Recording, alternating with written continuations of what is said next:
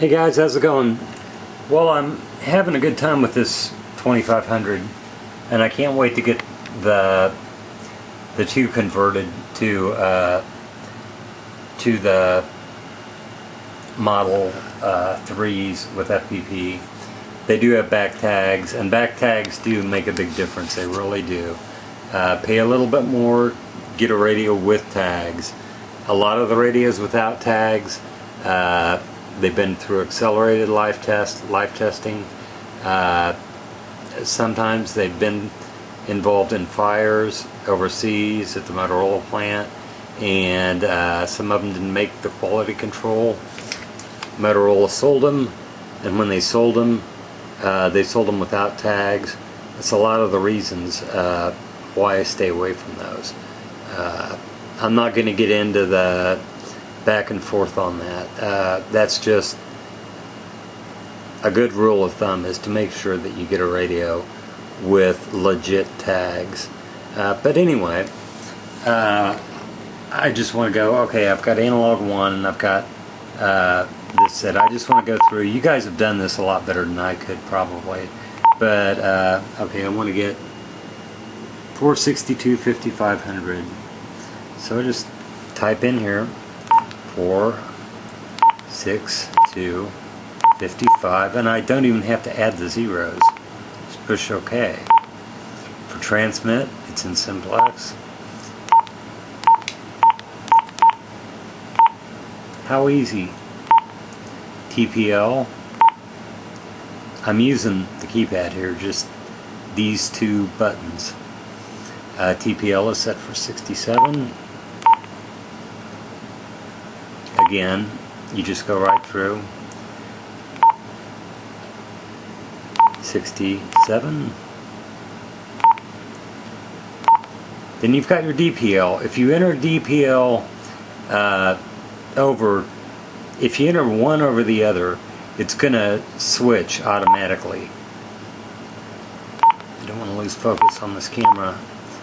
Your RX, you can have analog, you can have mixed, or you can have digital. I like to have it mixed.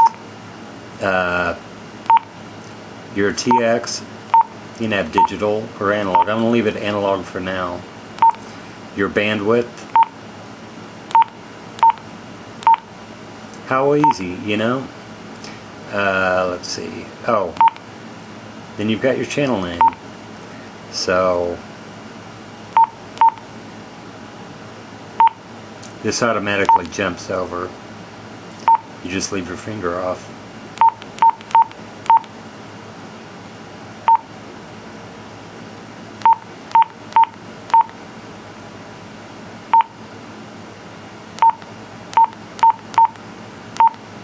And it will do lowercase too.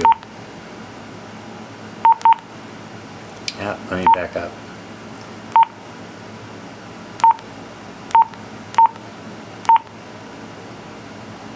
It's hard doing this looking through a screen.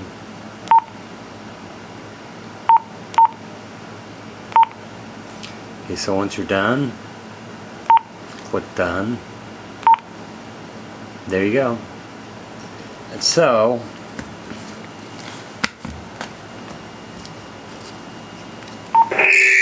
check. Sorry guys.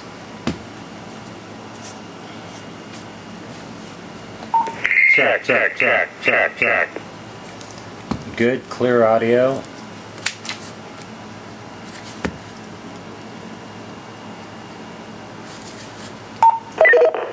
Check. Turn that up a little bit. Check. Oh, that's way too loud, but you get the idea. It's so simple to set up. And yeah, the keypads, these write a lot quicker than the XTS5000s. They read and they write in the CPS quicker. When you have a Model 1 that is a 2500, you have to program it through the zone designation. It's a bitch to do. But when you're working with a full keypad, you don't run into that, because you don't mess with the, you actually don't, you do have to go in, you have to initially set up the program, the radio wide, you have to set up what you want your menus to be, and it's so simple to do, but it will take a little bit of time to, you know, at first. You can, this has the clone, but you have zone, FPP, you can switch all these around. You've got your clock, you can set it in 12-hour, or you can edit it and you can move to the military time and save, and there you go. And you know, I mean, you can move these around really easily. For the battery, you want to check on your battery status. If you do have an impressed battery, this thing's been on, I've been programming on this thing quite a bit. So the battery is at 70% right now. It's been on for almost, I'd say, a good 14 hours maybe, something like that. I don't know. It's been on a long time. But it's an impressed battery, and it's very good. But do get a radio with tags. If you're going to get an XTS, spend a little more money, get one with tags. If you have them that are converted and have tags, that's okay. Make sure that you know that the person who's doing the conversion, if they've got good feedback, if they know what they're doing, if they're not a hack, you know, I mean, it's just that simple. I don't want to go too long on this, but I really like these 2500s. Do I like them as much as the XTS5000s? I'm starting to. I really am.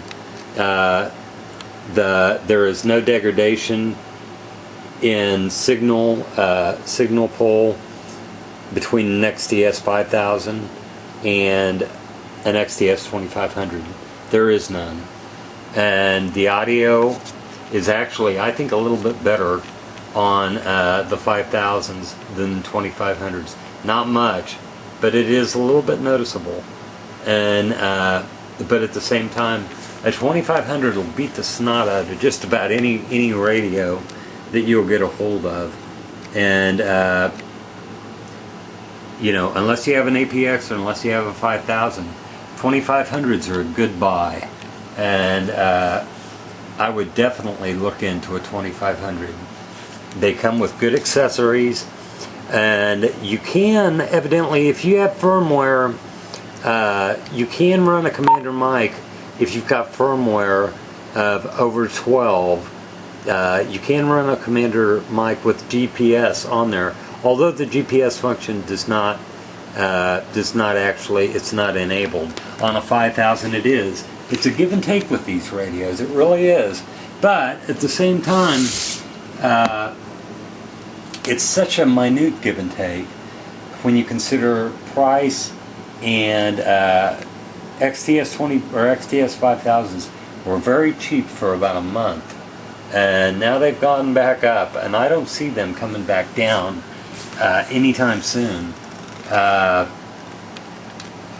When people had their tax problems, a lot of them had to sell a lot of things they wanted to sell, and unfortunately, you know, some people sold the radios, but the radios are actually, they've gone back up to their sane amount, and actually any XTS that you get a hold of will be a nice one. And make sure it has tags though. Any 2500 is worth the money. It really is. You know, I mean, there are little things. You know, I like the volume knob. They did switch this for, you know, they made this bigger, which to their credit, okay, good. But still, you still have this small volume knob. It's not angled like the FDNY knob here. But this is a heavy radio, and this radio isn't as heavy. It's just not. This radio is easier. You can get your hand around it better.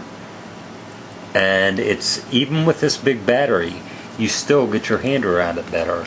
I like these radios for carry better than the XTS 5000s. For features, I'll take a 5000 over this any day.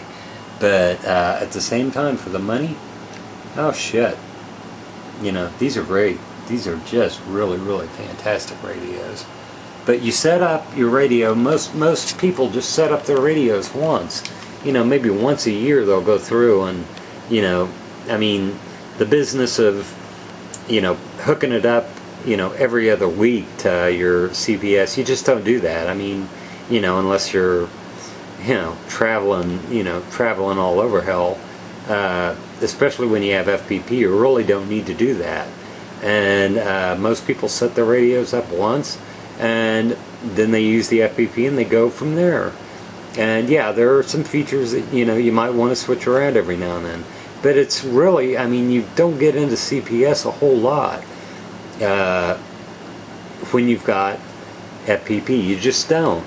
You know, you set your radio up the way you want it to be set, and you go. This radio is set up to zones from the button, not the ABC. I like that.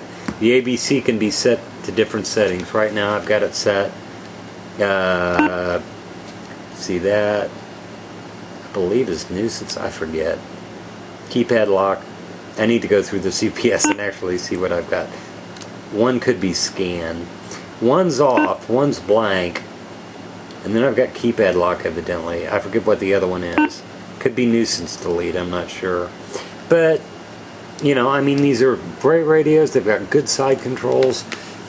The push to talk, I don't really like as much as such a big push to talk on there. I do like that better, but I do like these 2500s. They're just really nice. And you size them up to a 3000. They're smaller and they're more compact, and they may not look it, but when you carry one around, these things are a lot lighter. They really are. They're a lot lighter. Not by much, but enough. And plus, just to be able to get your hand around a radio a lot better. For me, it works better. I don't know. But at the same time, the 5000s I love, and you know, there's just nothing like them. You know, an APX is the apex, but you know, for most people with, you know, with radios, and for most agencies, unless you're, you know, unless you're high up in the hierarchy of your agency, chances are you're not going to see an APX for a while. And but one of these you can get, and one of these you can get. So, you know, it's more than what you want. But these are both fantastic radios. The 3000s are great radios. I don't have anything against the 3000. All my 3000s are going to sell. I'm going to have 6 in FPP. I don't need the 3000s anymore.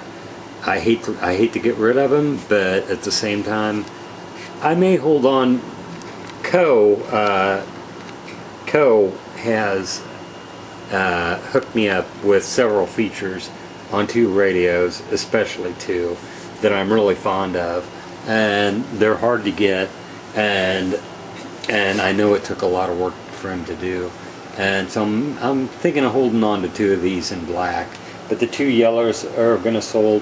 The ones in VHF that are mint, they're going to be going out the door just whenever I can get to them. I'm not in any real big hurry right now because I've got a lot of things I need to do, but at the same time, I am looking to sell those. I will be selling them. You know, if you want to know, you know, where they are, Snarling Rabbit Dog on eBay. You know, I list things separately, and you know, I may have 1 or 2 radios up. I list them that way because it's easier, and you know, I don't want to go listing a million things because it's a lot easier. I've got a radio to ship out tonight, and it's enough for me to, you know, have to dick with, you know, sending out a lot of stuff. But I ship every day, and something every day, and I get things in every day, and this is kind of, you know, getting to be a little more than I anticipated, but in a way that's a real good thing. And the chargers are real good, Impress chargers for all of them. So I really, you know, I mean, the radios that I've got that are XTS3000s are fantastic. I mean, I really love the 3000s. I don't need them. So I'm going to probably get rid of them. and I just don't know when I'm going to do it, but I'm not going to be in any big hurry to do it or any big panic, because you know, that's just not the way to sell your radio. I mean, get a fair price out of it, and you know, give the customer a good deal, get a fair price out of it, and give them something that works, you know, and looks good, and that doesn't look like it's been kicked down an alley, or, you know, beaten to hell with a baseball bat, untested, you know. I mean, shit like that. I don't know why anybody would even mess with a headache like that, but anyway, yeah, these are really good radios. They're fast. They're fast to program. They're fast to program in the CPS. They read and write quicker than the 5000. I don't know why that is. Could be the features, you know. Could be those couple extra features the 5000s have. I don't know, but I really like these, and I'm getting a 1.5, which is just the screen, and it's a Model 1 with no keypad.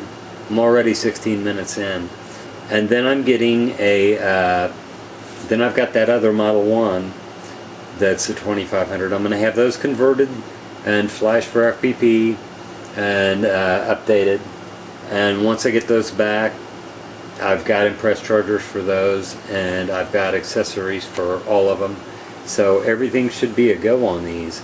I really don't have a need for the 3000s, although I really hate to lose them because they're good radios. But yeah, then I've got yesterday I got in, or I'm getting in, I bought another 2500 that is exactly like this, except it's in VHF, and it's already undergone the conversion, and the DSP, I believe, is 12. It could be 9, but I think it's 12. It's an 8 meg. This is a 4 meg. All my other radios are 8 meg. 4 meg will do you fine unless you're on trunking. You know, you don't notice it, but an 8 meg is more for if you're going to be on trunking. It makes a difference if you're on trunking, but for me it doesn't really come into play. But at the same time, these are fantastic radios. In a Q split, you got 380 to 470, and that is a lot. You know, I think that's a government split, and that's a really good split, because 403 to 470 is R and Q is 380, so you're going down. You know, you're getting a lot more bandwidth out of it, which is really good. And you know, these radios are just really nice. And in VHF, they're killer. But with a UHF, I have very little use with UHF radios now. I don't know if I'm going to keep a hold of this one. I may sell it because I just don't use UHF. But I may keep it around because you never know, and it's such a nice radio that I wouldn't mind having one in UHF. So since I've got one in UHF, I may hold on to it because it's really nice, and I really like it. But to have 6 of them with FPP is just, I never thought I'd be able to have 4 2500s and 2 5000s. But you know, it fell that way, and I was able to snap them up, and man, I'm glad. So yeah, guys, that's pretty much how that FPP works for me, and it's quick. And thank you, Luke, for that killer video. Keep making them. I mean, they're just fantastic. You cover so much more than I do. And you do it, all of you cover so much more than I have ever covered in this, you know, in half the time, you know, quarter amount of the time. But you know, that's what's nice about this. You know, you can actually go on YouTube and you can see these radios. When, you know, a year ago, really, you know, I mean, there were very few radios that you could see on there. But yeah, these are really nice. You can see here.